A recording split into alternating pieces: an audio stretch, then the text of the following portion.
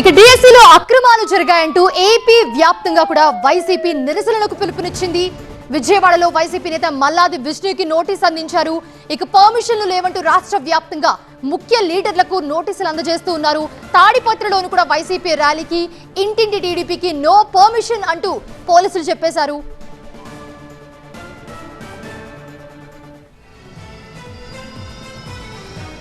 ఇటు ప్రస్తుతం మనం వైసీపీ నిర్వహిస్తున్న ర్యాలీలో వైజాగ్ నుండి దృశ్యాన్ని కొద్దిసేపటి క్రితం చూసాము. వైజాగ్ లో కూడా నిరసనలు వ్యక్తం చేస్తున్నారు. మురళీనగర్ మీదుగా ఆ సీతంధార వరకు భారీ ర్యాలీ చేపట్టాలని నిర్ణయించారు.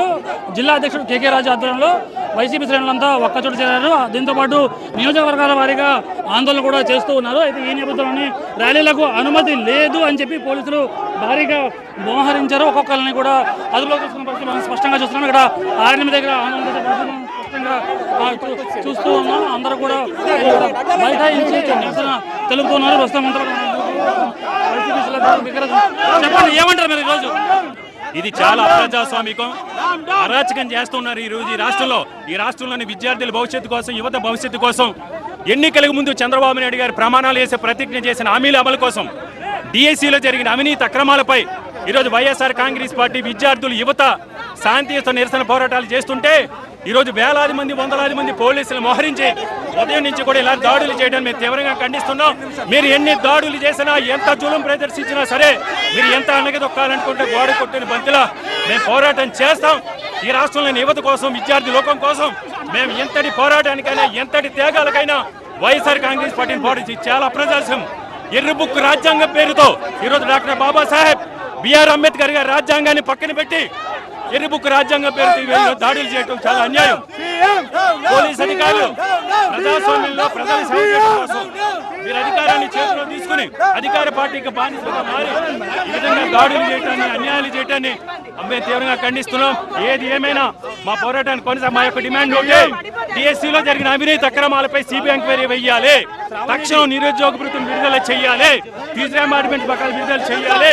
ఏదైతే వారి ఉద్యోగాలుగా చేయాలని డిమాండ్ చేస్తున్నాం. అప్పటి వరకు కూడా మా ఈ పోరాటం కొనసాగుతుంది. ఒకటే, ఈరోజు పోలీసులు కూడా మీకు పిల్లలు లేరా, మీరు ఏదేమైనా పరిస్థితులు చోటు చేసుకున్నాయి. ఎందుకంటే ర్యాలీకి అనుమతి లేదు అని పోలీసులు ఒకవైపు చెబుతూ ఉన్నారు, మరోవైపు శాంతియుతంగా చేస్తున్న ర్యాలీని ఎందుకు అడ్డుకుంటున్నారని వైసీపీ నేతలు ప్రశ్నిస్తారు. దీంతో ఒక్కసారిగా ఉద్రిక్త వాతావరణం నెలకొంది. ప్రస్తుతం జిల్లా అధ్యక్షుడు కేకే రాజును అదుపులోకి తీసుకున్న విజువల్స్ మనం స్పష్టంగా చూస్తున్నాం. రోడ్డుపై కేకే రాజు బైఠాయించారు, ఆయన్ని అదుపులోకి తీసుకుంటారు. దీంతో పాటు ఇప్పటికే చాలా మంది వైసీపీ నాయకులు, కార్యకర్తలను అదుపులోకి తీసుకుని పోలీస్ స్టేషన్లకు తరలించారు. నియోజకవర్గాల వారీగా అందరినీ కూడా ఒకవైపు గాజువాక, అలాగే దక్షిణ నియోజకవర్గంలో కూడా వైసీపీ నేతలు, కార్యకర్తలను పోలీసులు అదుపులోకి తీసుకున్నారు. మొత్తం మీద విశాఖలో వైసీపీ చేపట్టిన డిఎస్సీపై అక్రమాల ఆందోళన తీవ్ర ఉద్రిక్తతకు దారితీస్తుంది. ఈ పోలీసులు ఎన్ని అణచివేత ధోరణులు పెట్టినా సరే తాము వెనక్కి తగ్గలేదు, ఆందోళన కొనసాగిస్తామని పోలీసులు హెచ్చరిస్తున్నారు. ఇదే నేపథ్యంలో ఆందోళన చేసే పరిస్థితి మనం స్పష్టంగా చూస్తున్నాం. మొత్తం మీద విశాఖలో వైసీపీ ఏర్పాటు చేసిన ఈ ఆందోళన తీవ్ర ఉద్రిక్తతకు దారి చేసింది. బాబుతో ఖాతా టీవీ 9 విశాఖపట్నం.